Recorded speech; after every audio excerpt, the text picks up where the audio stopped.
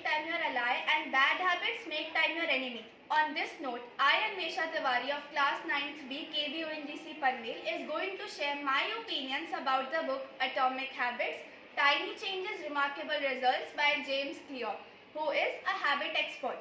This book costs Rs 799 and I think that it is worth it. It was originally published in the year 2018 in the language English, but it has been translated in several other languages as well, so there is no language barrier to read this book. It is of the genre self-help book. The author started this book with his own journey, when he had his accident and the impact it created on his life, how he used these simple formulas of habits and how he got motivated to write this book. He states that habits are the fundamentals that build us. That is, habits shape our identities and in turn our identities shape our habits. Because we don't read a book, we become a reader. He has given us 4 laws through which we can change our current habits and build new ones in their place. These are cue, craving, response and reward.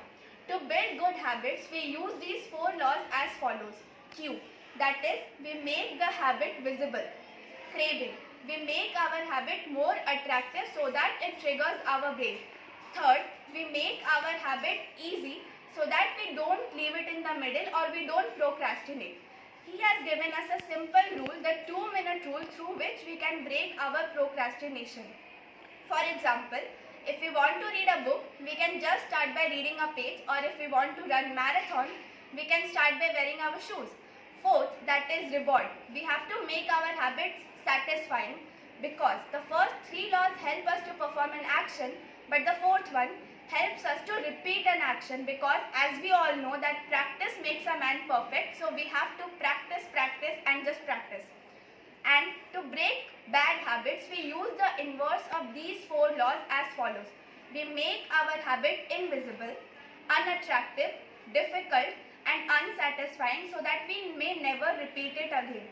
Personally, what I like the most about this book is that he gives examples at each and every point he tries to explain. So it gives a lot of clarity to our mind as to how we should practically use these laws in our own lives.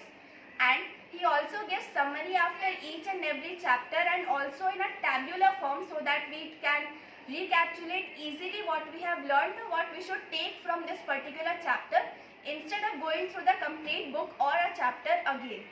But one thing to note here is that this book is more business oriented, so it's not of direct use to our students. But if we can think, we can know how to use this in our own lives, then that's what makes this book a must read. Thank you.